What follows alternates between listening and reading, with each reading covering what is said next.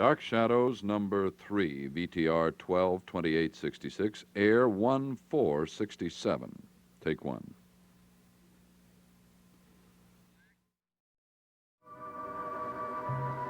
My name is Victoria Winters. The quiet of the night at Collinwood has been shattered by some news. News so startling and strange that it is beyond belief. Well, I'm sorry to shock you this way, Mr. Collins. Well, you'll have to explain what you were saying. Well, I'm afraid I can't explain it. I can only tell you what the Phoenix police report told me, that a body identified as that of Laura Collins was found a few days ago, burned to death in Phoenix. Well, that's ridiculous.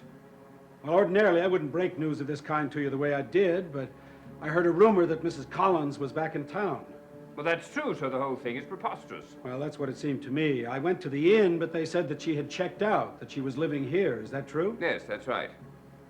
Well, the register at the inn said that she checked in there 3 days ago, which was the same date as the fire in Phoenix. Well, Sheriff, it's obvious to the least intelligent person that this report is erroneous. Well, that's what I thought, so I telephoned to Phoenix. I told them that Laura Collins is here in town, and I asked them to verify their identification. And what did they finally say? Well, they said that the identification was positive. They said that the body that they had found was definitely Laura Collins.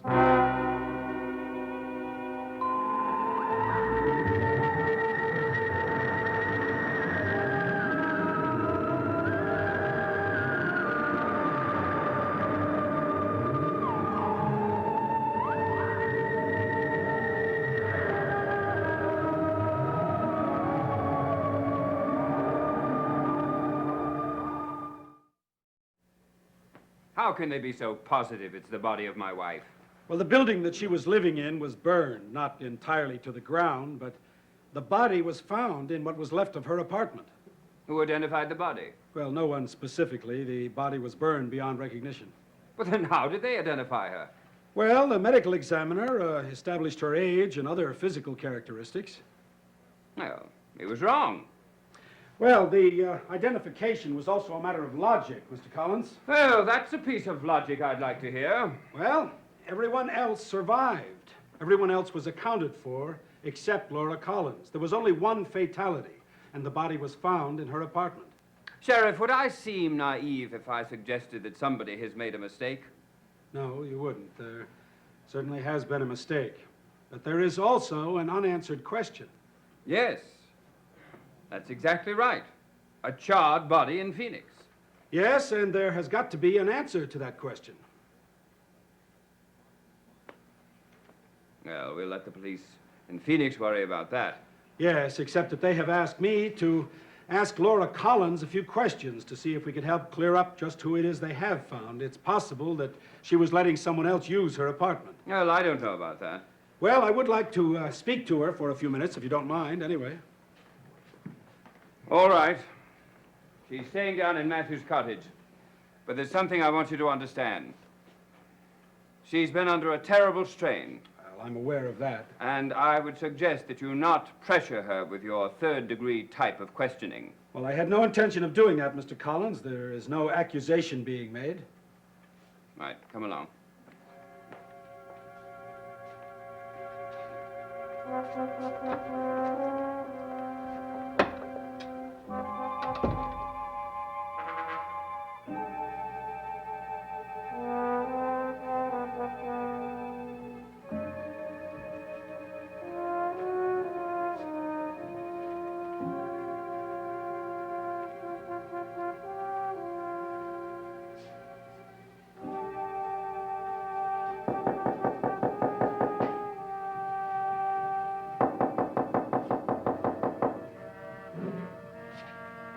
Who is it? Roger and Sheriff Patterson. Just a minute.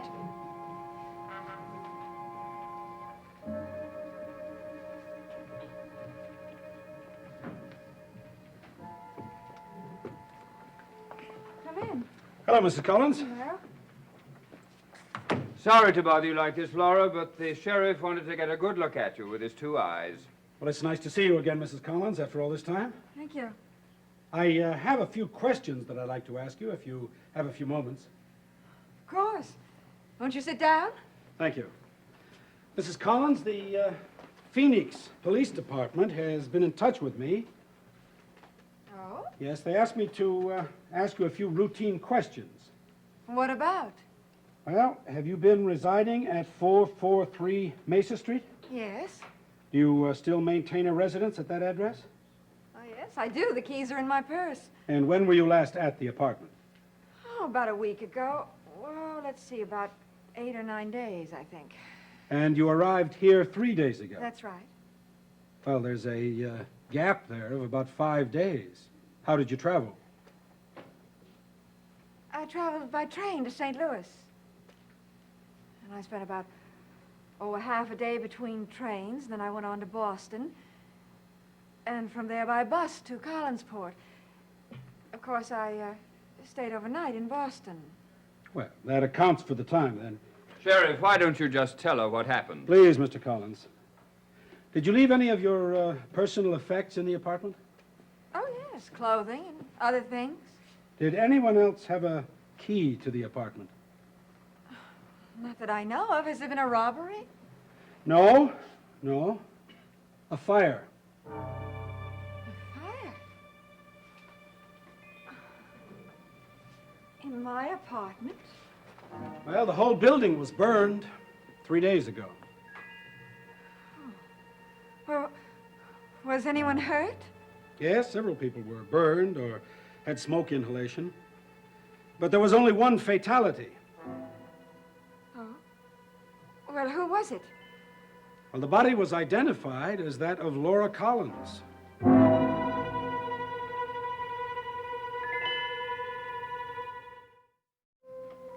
Sheriff, I wish you wouldn't be quite so melodramatic. Well, Sheriff, what do you think? Well, I don't think anything, Mrs. Collins. You are here, and that's obvious. That's a fact. The Phoenix police did want me to find out if you had any idea at all about who might have been staying in your apartment. No, none whatsoever. Sure there weren't any friends that might have been? Well, I knew very few people. Well, it beats me. I guess I'll have to let Phoenix figure it out. Well, the body's in their territory anyway, not mine, luckily. Oh, well, Sheriff, what made them think it was my body? Well, the body was found in your apartment. What condition was it in? It was unrecognizable. I see. Sheriff, this is a very distasteful conversation. Oh, that's all right, Roger. I want to be as helpful as I possibly can. Oh, I'm sure this is unpleasant for you. I'll phone them as soon as I get back to the station. Well, I'm sorry I can't give you more information. Oh, you've been very helpful. Thank you.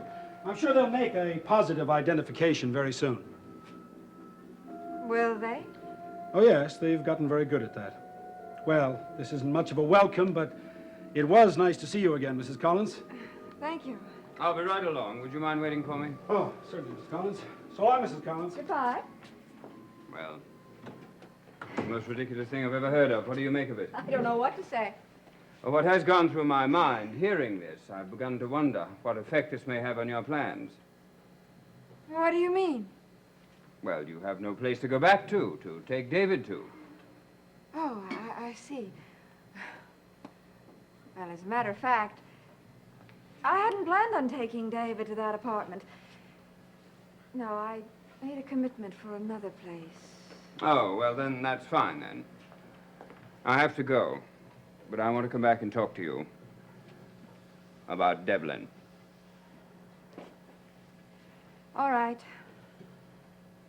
Good night. Good night, Roger.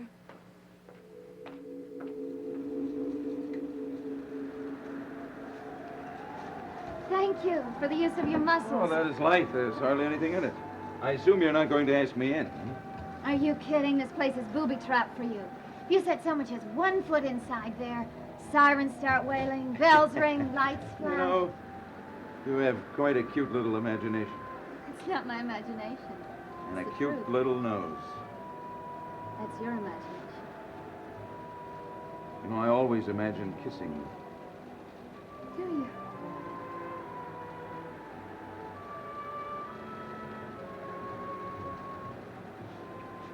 Yeah, that's got to be imagination. Nothing that good could be real. I don't know whether I feel younger when I'm with you or more mature. Well, I like to think that I leave my ladies a lot younger than I would leave them a little older. Come inside for a few minutes. It's so cold out here. What about all the booby traps? Ignore them.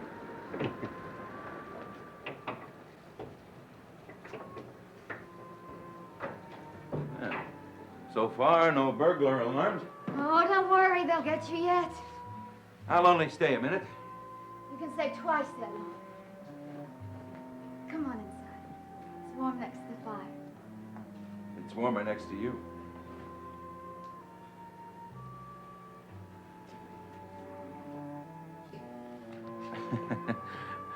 I feel as though I'm walking on forbidden territory. You are.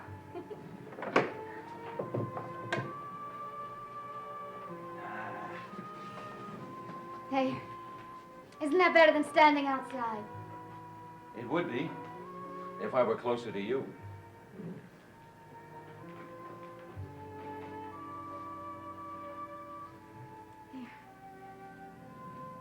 All the comforts of the front porch.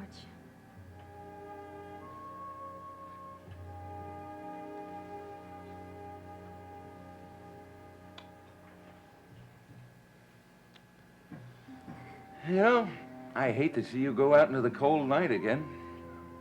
Why would I go out? To take the suitcase down to your Aunt Laura. Yes. You almost made me forget. I'd be happy to save you the trip. I'll take you down to the cottage on my way out.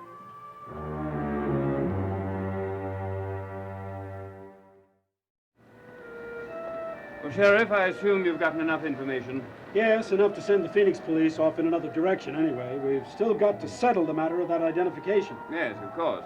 If Mrs. Collins should think of anything that you think might be helpful, I would appreciate your calling. You can be sure we will. Thank you, Mr. Collins. Good night. Good night.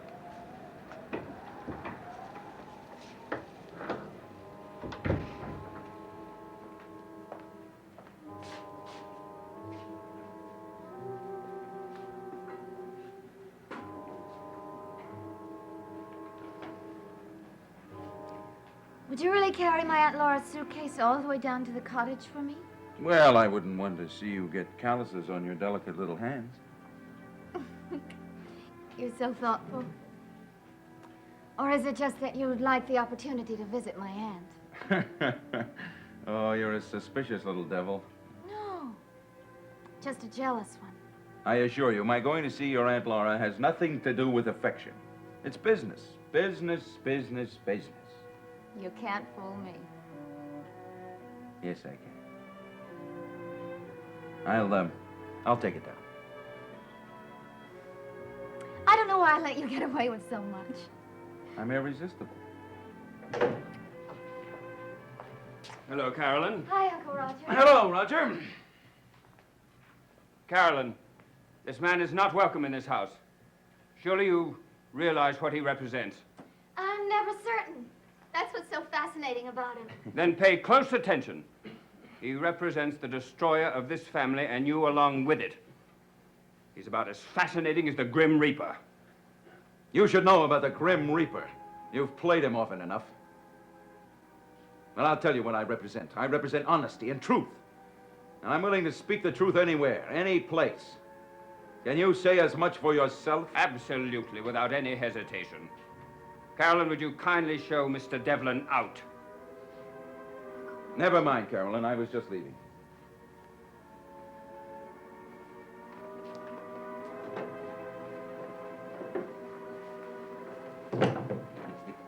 Well, I hope I spoiled his evening. You haven't spoiled mine. One of these days, we're going to have an evening to remember. I'll call you tomorrow. You're very determined to deliver that suitcase, aren't you? Very determined.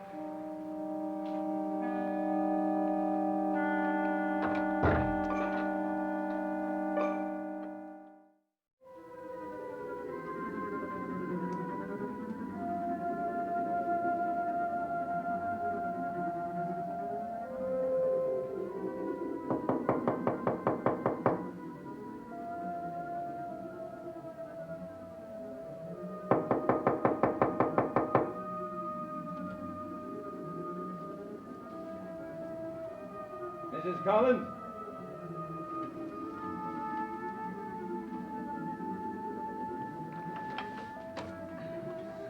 Bellboy. Just a minute.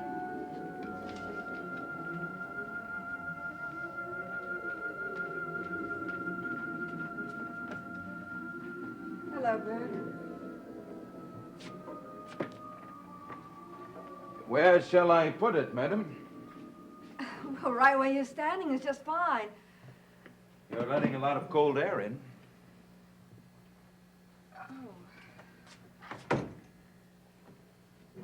Well, I certainly appreciate your bringing my bag very much. How in the world? Carolyn had it.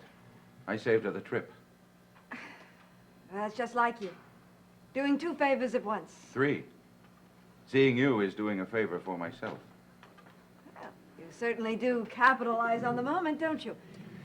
I belong to the make the most of the opportunity philosophy. That's the secret of my success. I've become a very wealthy man. Did you know that? That sort of news gets around. I could buy and sell Collinwood and everything it represents. Takes a lot of money. I have it. It's something you've always wanted. I've fulfilled most of my ambitions. Why are you giving me your qualifications? Well, to let you know that I'm not someone to be taken lightly or to be made a fool of. I doubt very much that that could happen to you. I doubt it, too. That's why I'm here. To make certain it won't happen.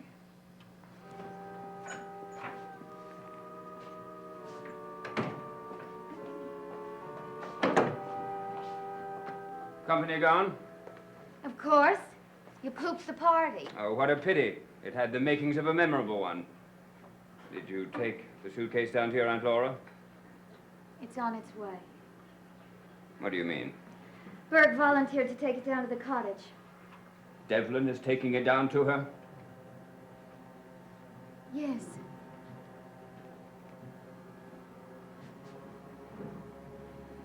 I wish you hadn't done that. I'm sorry. I didn't realize. Good night, Carolyn. Good night, Uncle.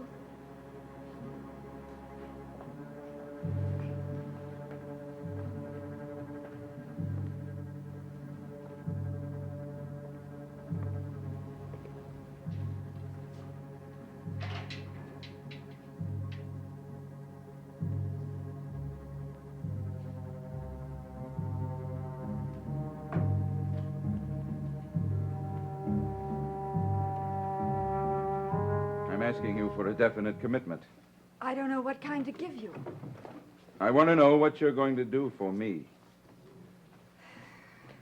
I've told you that whatever it is that has to be done cannot be done until I have custody of David. I want David just as much as you want my testimony. But you haven't told me that you would give me that testimony. First of all, Burke, it was very foolish of you to come here. If Roger had any idea that you were here, it would ruin everything. If he had the slightest notion that I was going to do something in your favor, I would never get David.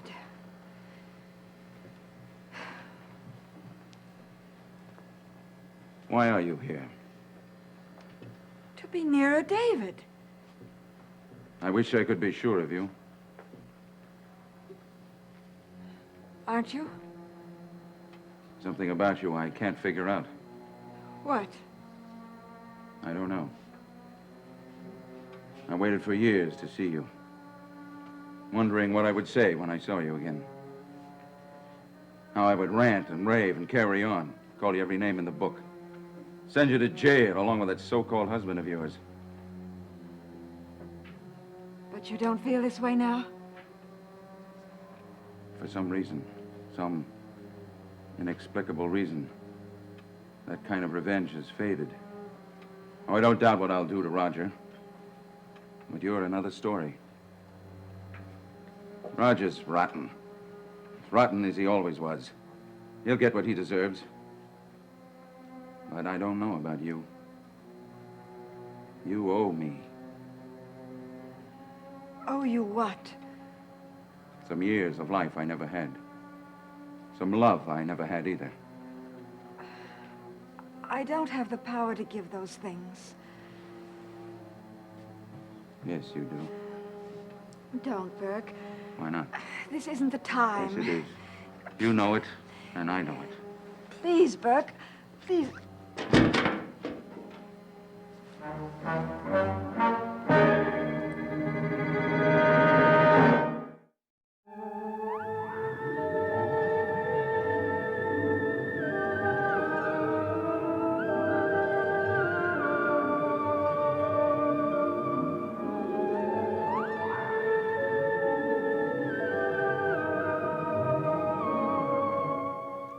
A father's dream became a rugged adventure for his 5 children. Share the excitement of the Wyoming wilderness on the Monroes tonight in color right after Batman on ABC.